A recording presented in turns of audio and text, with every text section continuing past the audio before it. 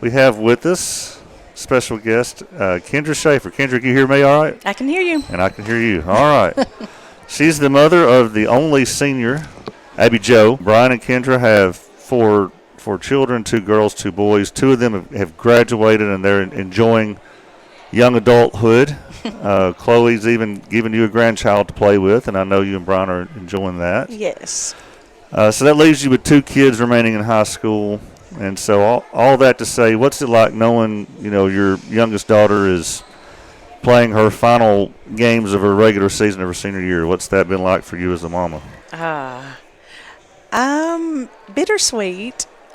Super proud of her. It's the sport that she loves and dedicates everything in her to. So, it's a lot of fun, but sad that it's coming to an end. Yep, I can imagine. So what's it going to be like when July rolls around and, you see that everybody's going to camp at Eagleville and, and you're not getting on the road to do all that? What's that going to be like for you? I actually already thought about that this past summer when we were doing all the first last.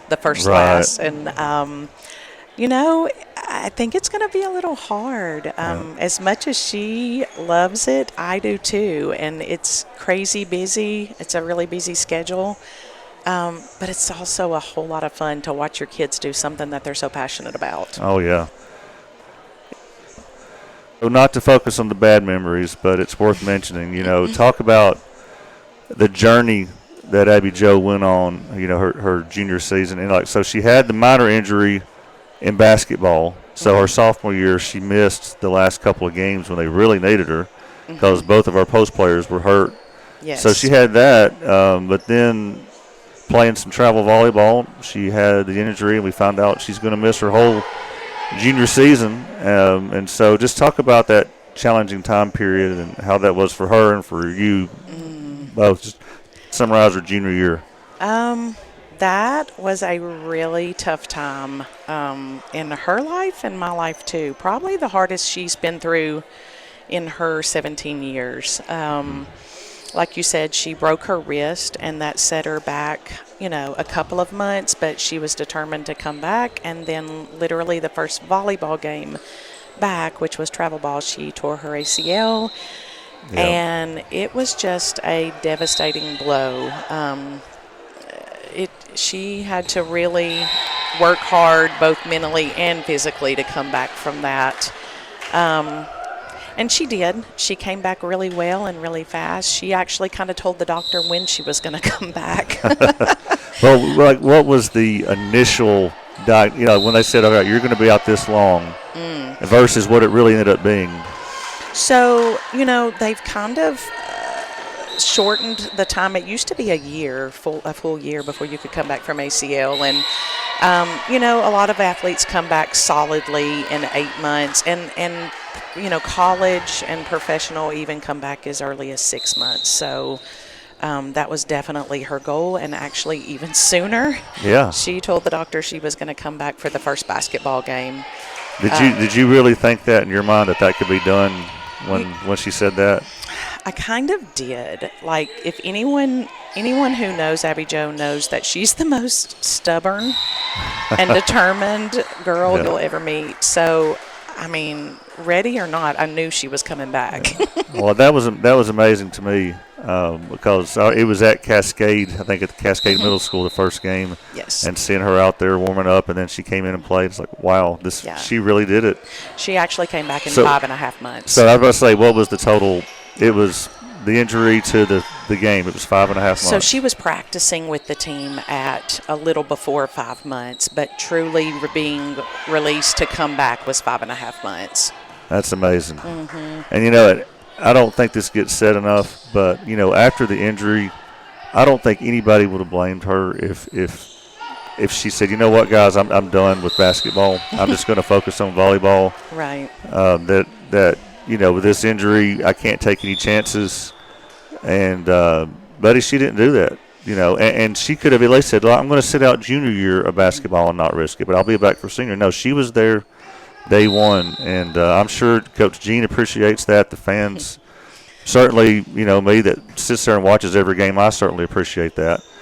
That she didn't have to do that. Yeah, she loves her basketball team too. Volleyball is definitely her favorite, but she loves her basketball team equally. She's dedicated to both. Well, that's awesome. And I'll tell you, I'll brag on y'all a little more. That junior season that she was out, she probably could have been excused from missing a few games if she wanted to. When Ronald Acuna gets hurt in baseball, he, he's not sitting in the dugout every game. But Abbie Jo, I don't know that she ever missed unless it was for, medical reasons or something. And then on top of that, you were there. We talked a little bit about that, and I knew if she was going to make it through mentally that hard time and hard season that she needed to have a part. And so we talked about how she could still be an encourager and motivator for her team, even if she wasn't out on the court. So, I remember a game at Collinwood, and I was there streaming that, and I looked over, and you're sitting there. I was like, wow, she even comes to the road games. And Chloe was there, Abbie Jo's sister, with the baby, a newborn. I'm like, man, that is dedication. And what that shows me is you don't just care about your kid. You're there to support the team and the school. And a lot of parents, if their kid's not playing or starting or something, like, well, I'm not going to bother with it. But y'all are even there on the road games. So what can we say? We love sports. Yeah. Well, also on to happier memories. I can't relate to the experience of watching a kid play in a state championship. Both of you here on the air with me can. Right. But what's that like? And then let's compare situations. Her freshman year, she comes in when Katie Burdett comes out. And then her sophomore year, it's kind of Millie's that person that comes in when Abbie Jo came out. Yes. And Abbie Jo was dominant. So just compare those. Which one were you more a nervous parent as, when she was the freshman coming in as a sub, or when she was the one with all the expectations? I kind of think that I was a little more nervous the freshman year for me. Yeah. I don't know about you, Tommy, but she had to follow up Katie Burdett, and she had to make sure that score didn't drop, and she actually added to those points when she came in. So for me, it was a little more stressful that year. What about you? Yeah, I was telling Will off air, like, we were expected to win the state that year. Yes. Joe was a freshman, so it was our season to lose. The pressure was really intense for us, and we kind of went through and we knew what kind of team. And with Abbie Jo coming in as a freshman, we were like, all right, even better, because now we're not even going to miss a beat. Now when we rotate out, we're not losing momentum. And so that next year, there was no expectations. It was, But I tell people that tournament at Murfreesboro, like the first tournament of the season, we beat PCA, I think, at the end. And I thought, okay, we are a lot better than I thought.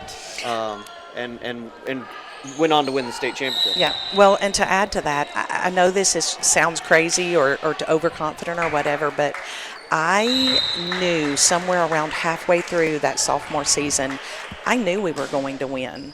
I knew I really did. I actually showed up the whole state tournament not nervous at all. And I knew that we had grown from the mistakes we had made the year before. I knew that we wouldn't take anything for granted, and we would show up every game.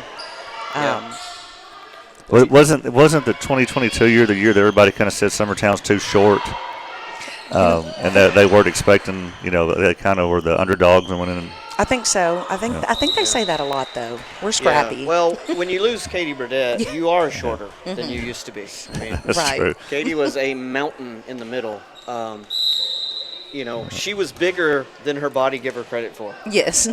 She was tall, but she was imposing. And and I thought, if Abbie Jo, if I'm Abbie Jo and I'm coming in behind her, I'm feeling less pressure maybe, but then you're also like, all right, I got to keep this train rolling. Yes. But all the attention's on Katie, And then that's how we felt the next year. Okay, all the attention's on Abbie Jo. Right. So Millie gets to sneak in there. She's not on anybody's game plan. So that was my message to Millie was be effective when you're in because they're not planning for you. Right. And Abbie Jo could probably say that. But that 2022 year, what I remember, Ansley, she got the MVP and she earned that. She was amazing. Played all the way around. Yeah. She could kill it from anywhere, front row, back row. Like she was awesome. But I remember about Abbie Jo, she really willed that team, and after she would get a kill, she looked like she was ready to just destroy somebody. Well, I told Kendra this early on. It was at the SmackDown Abbie Jo's freshman year. And I don't know if you remember this, but I'll tell you right where we were sitting. But I said Abbie Jo brings an attitude to the team that we didn't have before. Katie Burdett. I do remember that. Katie Burdett would put the ball through you and then giggle and high five and be like, "Whoopsie daisy!" And Abbie Jo would slam it down and stare you down. Yeah. And that's kind of what the team needed, because we had that with Nicole Brown. Nicole Brown brought that when she transferred over here. She was the one that really the team didn't used to ooh as much as they did before Nicole showed up. Yes. And you need that attitude in these games. Well, there were the eyes drawn on her hands, right? That Abbie Jo did. Yeah, still are, yeah. She's pulled Millie in on that, I think. And so I think she took some girl's head off at Eagleville at that state tournament with the kill. That I still see on her highlights here. That's actually one of her really good friends from travel ball too. Is that right? It is.